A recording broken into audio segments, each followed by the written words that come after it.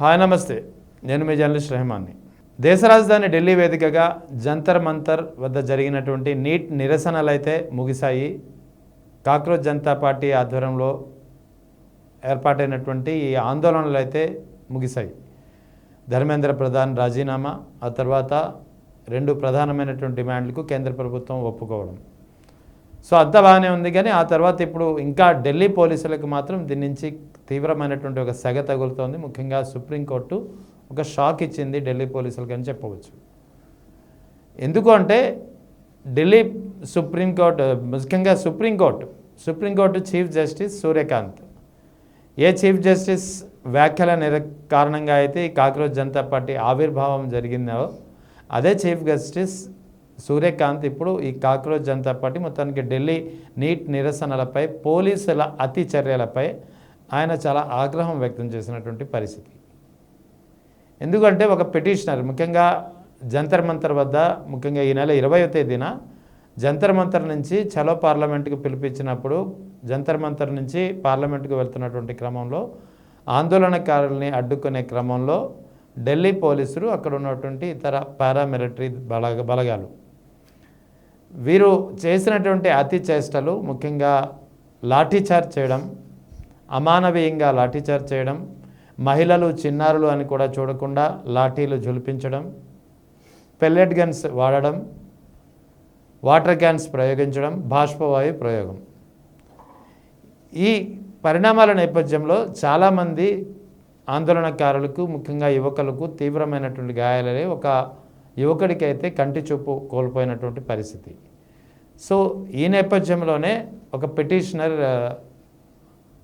ఆ బాధితుడి తరపునటువంటి పిటిషనర్ సుప్రీంకోర్టును ఆశ్రయిస్తే సుప్రీంకోర్టు ఈ విచారణ సందర్భంగా చాలా తీవ్రమైనటువంటి వ్యాఖ్యలు చేయడమే కాకుండా సుప్రీంకోర్టు చీఫ్ జస్టిస్గా ఉన్నటువంటి సూర్యకాంత్ పోలీసుల వ్యవహార శైలిపై, పోలీసుల తీరుపై మండిపడ్డారు. ముఖ్యంగా 2018 నాటి పోలీసుల మార్గదర్శకాలు ఏవైతే ఉన్నాయో, ముఖ్యంగా ఏదైనా ఒక ఆందోళన జరిగినప్పుడు ఆ ఆందోళనను ఎదుర్కొనే క్రమంలో పోలీసులు ఎలా వ్యవహరించాలి, పోలీసుల తీరు ఎలా ఉండాలి, పోలీసుల వైఖరి ఎలా ఉండాలి, ఈ అంశాలపై కొన్ని మార్గదర్శకాలు ఏవైతే ఉన్నాయో 2018లో వాటిని పాటించలేదని ఆయన చెబుతూనే, అదే సమయంలో 2018 నాటి మార్గదర్శకాలు కూడా మార్చుకోవాల్సినటువంటి అవసరం ఉంది అని సుప్రీంకోర్టు చీఫ్ జస్టిస్ సూర్యకాంత్ అభిప్రాయపడ్డారు.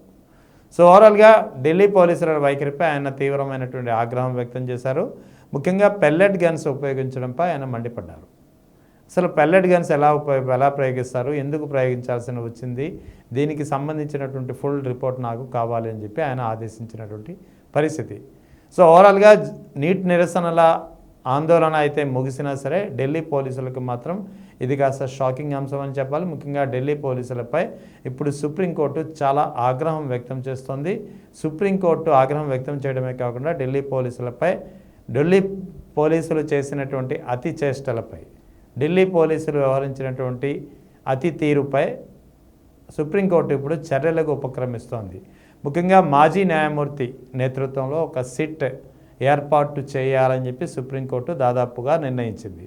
మాజీ న్యాయమూర్తి నేతృత్వంలో ఒక సిట్, ప్రత్యేక దర్యాప్తు బృందం ఏర్పాటు చేసి ఈ నీట్ నిరసనలు, ఆందోళనకారులను ఎదుర్కొనే క్రమంలో పోలీసులు చేసినటువంటి అతి చేష్టలు, పోలీసులు ఎలా వ్యవహరించారు, ఏం చేశారు, ఈ అన్ని అంశాలపై పూర్తిగా దర్యాప్తు చేసి నివేదిక ఇవ్వాల్సిందిగా సుప్రీంకోర్టు కోరనుంది. దీనికి సంబంధించి మాజీ న్యాయమూర్తి నేతృత్వంలో ఒక దర్యాప్తు బృందాన్ని ఏర్పాటు చేసేందుకు కూడా సుప్రీంకోర్టు దాదాపుగా నిర్ణయం తీసుకుంది. సో నిర్ణయం తీసుకున్న తర్వాత ఇప్పుడు నెక్స్ట్ జరిగేదే ఒక మాజీ న్యాయమూర్తి నేతృత్వంలో ఒక కమిటీని ఏర్పాటు చేసి ప్రత్యేకమైనటువంటి దర్యాప్తు కూడా దీనిపై ఇప్పుడు జరగనుంది. ఇది ఖచ్చితంగా 100% ఢిల్లీ పోలీసులకు ఒక షాక్ అని చెప్పచ్చు. ఢిల్లీ పోలీసులపై కేంద్ర ప్రభుత్వం చర్యలు తీసుకుంటుందా లేదా తెలియదు, కానీ ఎందుకంటే ఆందోళనకారులకు కేంద్ర ప్రభుత్వానికి జరిగినటువంటి చర్చల్లో ఢిల్లీ పోలీసులపై కూడా చర్యలు తీసుకోవాలనేది ఒక ప్రధానమైనటువంటి డిమాండ్. మరోవైపు ఆందోళనకారులు ఎవరిపై ఎటువంటి కేసులు బనాయించకూడదనేది కూడా మరో డిమాండ్. మూడవది, ఎవరైతే ఈ రీనీట్ కారణంగా ఆత్మహత్య చేసుకున్నారో ఆ కుటుంబాలకి ఒక్కొక్కరికి ₹1 కోటి చొప్పున పరిహారం చెల్లించాలనేది. సో ఈ 3 డిమాండ్లు ఏ మేరకు కేంద్ర ప్రభుత్వం అమలు చేస్తుందో లేదో తెలియదు, కానీ ముఖ్యంగా ఢిల్లీ పోలీసుల విషయంలో అయితే చర్యలకు తీసుకుంటుందా అన్నది అనుమానమే. సో ఈ నేపథ్యంలోనే పిటిషనర్ ఎవరైతే యువకుడు కంటి చూపు కోల్పోయాడో ఆ యువకుడి తరపున పిటిషనర్ సుప్రీంకోర్టును ఆశ్రయించినప్పుడు సుప్రీంకోర్టు చీఫ్ జస్టిస్ సూర్యకాంత్ తీవ్రమైనటువంటి ఆగ్రహం వ్యక్తం చేయడమే కాకుండా ధర్మాసనం మొత్తం ఏదైతే సుప్రీంకోర్టు చీఫ్ జస్టిస్ సూర్యకాంత్ నేతృత్వంలో ఉన్నటువంటి ధర్మాసనం కీలకమైనటువంటి వ్యాఖ్యలు చేసింది, కీలకమైనటువంటి ఆదేశాలు జారీ చేసింది. మాజీ న్యాయమూర్తి ఆధ్వర్యంలో నేతృత్వంలో ఒక ప్రత్యేక దర్యాప్తు బృందం ఏర్పాటు చేసి పోలీసుల అతి చేష్టలపై ఒక నివేదిక, ఒక విచారణ జరగనుంది. ఆ తర్వాత ఆ నివేదిక, ఆ విచారణ ఆధారంగా ఢిల్లీ పోలీసులపై చర్యలు తీసుకోవడానికి సుప్రీంకోర్టు సిద్ధమవుతోందనేది తెలుస్తోంది. మరోవైపు 2018 నాటి ఏదైతే మార్గదర్శకాలు ఉన్నాయో, ఆందోళన జరిగినప్పుడు ఆందోళనకారులను ఎదుర్కొనే క్రమంలో పోలీసులు ఎలా వ్యవహరించాలి, ఏమేం ప్రయోగించాలి, ఏమేం ప్రయోగించకూడదు, what to do, what not to do, ఈ అంశాలపై ఒక స్పష్టమైనటువంటి కొత్త మార్గదర్శకాలని జారీ చేసే అవకాశాలు కూడా త్వరలో కనిపిస్తున్నాయి. ఓవరాల్గా సుప్రీంకోర్టు ఢిల్లీ పోలీసులకు పై చర్యలు తీసుకోనుంది. జంతర్ మంతర్ నీట్ నిరసనల నేపథ్యంలో ఇప్పుడు ఢిల్లీ పోలీసులు సుప్రీంకోర్టు ఆగ్రహానికి గురయ్యారు. సుప్రీంకోర్టు త్వరలో ఈ సిట్ దర్యాప్తు బృందం ఇచ్చే నివేదిక ఆధారంగా ఢిల్లీ పోలీసులపై చర్యలు తీసుకోవడానికి ఉపక్రమించింది.